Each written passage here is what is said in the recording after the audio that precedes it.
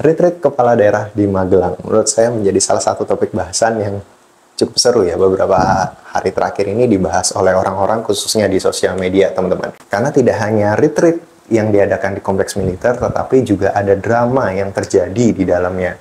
Ketika proses itu, ada beberapa kepala daerah yang berasal dari partai PDIP tidak ikut serta karena ada instruksi dari Bu Megawati yang memerintahkan supaya mereka menahan diri untuk mengikuti acara tersebut. Jadi, saya rasa ini adalah salah satu topik bahasan yang cukup seru untuk kita gali ya teman-teman. Jadi ada dramanya juga di situ. Dan apa sih yang bisa kita tangkap dari kisah retreat di kompleks militer untuk kepala daerah ini teman-teman. Oke, jadi kita akan mulai prolognya dari retreat teman-teman. Jadi retreat ini sudah pernah dilakukan sebelumnya, tapi kalau nggak salah sebelumnya itu untuk para menteri ya. Setelah Pak Prabowo dilantik menjadi presiden, maka dia mengajak para menteri-menterinya untuk retreat di Magelang teman-teman. Jadi di situ mereka selama beberapa hari diajarkan tentang kedisiplinan, ya kayak bela negara lah. Mungkin kurang lebih seperti itu ya teman-teman. Jadi gimana disiplinnya tentara, habis itu juga diajarkan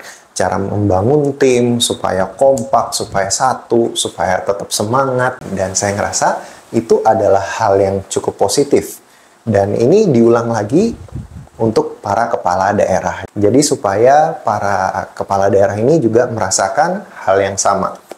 Jadi ini diadakan, dipanggil semua kepala daerah untuk mengikuti retreat selama 7 hari, teman-teman.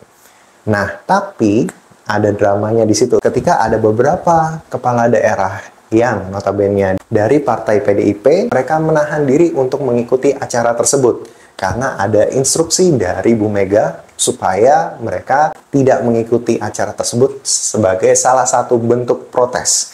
Karena seperti yang kita ketahui dalam beberapa waktu terakhir ini ada salah satu kader partai PDIP yang sedang terjerat kasus, teman-teman. Dan mungkin dari pihak PDIP menganggap ini adalah sebuah ya bisa dibilang kriminalisasi lah teman-teman. Jadi mungkin ada negosiasi politik yang dilakukan, mungkin tidak lancar, ini sebagai salah satu bentuk protes ke pemerintahan saat ini teman-teman.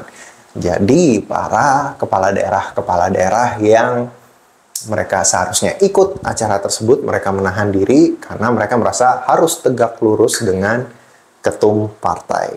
Nah, justru di sini akhirnya menimbulkan masyarakat itu seperti semakin pesimis ya dengan PDIP. Kalau menurut saya pribadi teman-teman, kalau dari secara kita ngelihat citra politiknya. Ya saya juga sudah bilang di beberapa video saya sebelumnya, saya ngerasa bahwa memang sudah waktunya, sorry yang sebesar-besarnya, tapi saya ngerasa memang sepertinya PDIP sudah harus waktunya untuk regenerasi teman-teman. Karena menurut saya ada beberapa langkah yang blunder yang dilakukan oleh Bu Megawati sendiri ya teman-teman.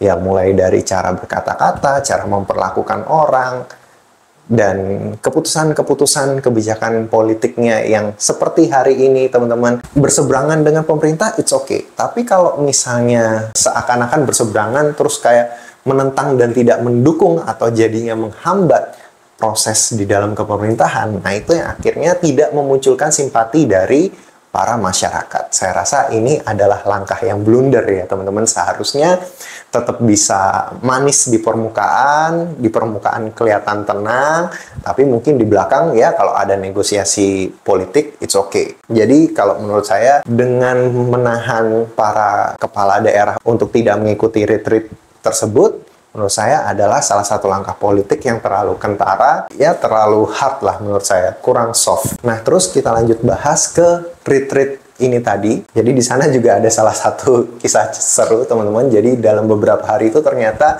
ada beberapa kepala daerah yang tumbang. Jadi kalau nggak salah 3 yang dilarikan ke rumah sakit. Habis itu selang besoknya atau 2 hari kemudian ada yang kembali, tapi masih ada 1 yang dirawat di rumah sakit. Kalau nggak salah terakhir kali saya baca beritanya seperti itu. Dan saya ngerasa retreat ini memang harus dilakukan untuk para kepala daerah. Dan saya mendukung banget kalau menurut saya pribadi ya.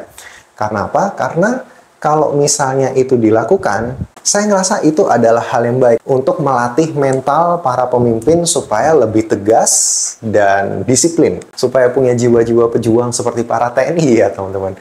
Bahkan saya lebih mendukung lagi kalau misalnya bagi kepala daerah ini dilakukan lebih panjang. Jadi misalnya ya untuk menteri tadi misalnya mereka 7 sampai 1 bulan, contoh seperti itu. Kalau misalnya untuk kepala daerah wajib militer, misalnya 6 bulan. Wah, itu seru. Saya sangat mendukung, teman-teman. Karena kalau misalnya dibuat sulit seperti itu kan orang khawatir ya, apalagi kok misalnya kepala daerah, terus dia udah usia juga, terus disuruh ikut wajib militer yang 6 bulan, semakin lama waktunya dia akan semakin khawatir kan teman-teman. Nah ini akan bagus sebenarnya menjadi filtering untuk orang-orang, para calon pemimpin kita nanti ke depannya supaya orang-orang yang lebih muda. Apalagi kalau misalnya orang yang mengikuti acara retreat tersebut misalnya selama 6 bulan. Katakanlah misalnya wajib militer atau belajar kepemimpinan di sana ya, seperti itu teman-teman. Seandainya selama 6 bulan, berarti orang yang udah mampu melewati tahap itu selama 6 bulan, berarti kan secara fisik, kemampuan emosional dan mental dan kesehatan udah terbukti oke, teman-teman. Ya berarti terjun ke lapangan udah oke dong. Tapi mungkin di sini sebagian kalian akan nge-cancel dan berkata, tapi kan pemimpin nggak hanya butuh fisik yang oke, mental yang oke. Kan yang penting adalah cara berpikir dan berani bertindak. Seperti itu ya teman-teman. Tapi kalau menurut saya pribadi, buktinya pemimpin kita saat ini masih banyak yang kurang. Standar untuk kepemimpinan seharusnya di Indonesia harus lebih dinaikkan lagi. Harus lebih ditinggikan lagi dari waktu ke waktu. Kita nggak bisa berpuas diri dengan pemimpin kita saat ini teman-teman. Apalagi seperti kita tahu, birokrasi kita masih sangat-sangat kurang.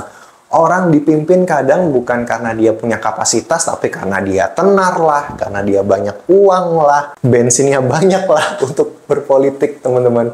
Tapi kan ketika dia sudah terpilih, belum tentu dia jadi orang yang oke, seperti itu. Kalau misalnya saya ngerasa dengan adanya retreat ini dan ini diwajibkan dan diberikan waktu yang lebih lama lagi, mungkin orang yang mungkin menjalani dengan setengah hati dan mikir-mikir, dia akan mundur kalau misalnya mau menjadi kepala daerah. Kalau harus wajib militer, misalnya teman-teman ya.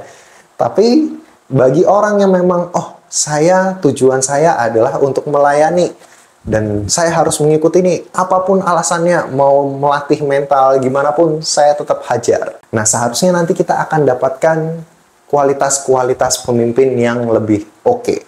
Harusnya seperti itu, teman-teman. Jadi, kalau misalnya retreat ini diwajibkan untuk para calon kepala daerah dan waktunya diperpanjang, wah, saya sangat bahagia sekali kalau misalnya ada peraturan seperti itu ya teman-teman. Kenapa? Karena rakyat itu senang melihat pemimpinnya menderita ya teman-teman. Karena sekarang ini malah pemimpinnya yang senang melihat rakyat menderita ya teman-teman. Sekali-sekali sebelum jadi pemimpin ya harus menderita dulu, baru dia jadi wakil rakyat. Masa jadi wakil rakyat? Wakil dari rakyat, tetapi ketika sudah menjabat, sudah memimpin, rakyatnya dibuat susah ya, kan repot kayak gitu ya. Udah paling benar retreat tadi. Jadi sebelum jadi kepala daerah harus ada ospeknya dulu teman-teman. Wah itu cakep tuh. Jangan cuma 7 hari, 3 bulan, 6 bulan. Wah itu mantap tuh. Jadi begitu mereka keluar, wah itu udah tegas. Terus nggak ada yang obesitas, badannya semuanya keker, tegap. Terus kalau misalnya salah, wah jiwa ininya udah kuat ya, siap salah kayak gitu. Kamu korupsi ya, siap tidak. Yakin kamu tidak korupsi, siap tidak. Wah kan tegas semua, kan seneng kita kalau misalnya punya pemimpin leader-leader yang tangguh seperti itu ya teman-teman. Jadi saya sangat mendukung kalau misalnya ada retreat yang sekeren itu untuk para kepala daerah dan itu diwajibkan. Karena kan sempat kita dengar-dengar ada info wajib militer mau diadakan di Indonesia, tapi kan nggak ada budgetnya. Nah, kalau misalnya nggak ada budgetnya untuk seluruh warga Indonesia, ya minimal untuk pemimpinnya lah. Jadi paling nggak pemimpin kita tuh punya visi yang jelas, karakter yang bagus, dan dia juga punya mental yang bagus. Jadi seperti itu ya teman-teman gambarannya. Ya semoga mungkin kedepannya ini bisa menjadi masukan buat pemerintah juga. Ya namanya pemerintah Indonesia nggak ada yang sempurna lah. Ada yang oke dari sisi presiden dari orang sipil, juga ada hal yang bagus yang bisa diambil dari seorang presiden yang dulunya militer, teman-teman. Jadi ada plus minusnya. Tapi bagaimana cara kita mengumpulkan poin-poin plusnya supaya Indonesia bisa jadi lebih baik lagi di waktu yang akan datang. Oke deh, mungkin sekian dulu ngobrol-ngobrol kita kali ini. Semoga ini bermanfaat bagi kita semua. Saya Joshua Alfian, sampai jumpa lagi di video berikutnya. Stay healthy and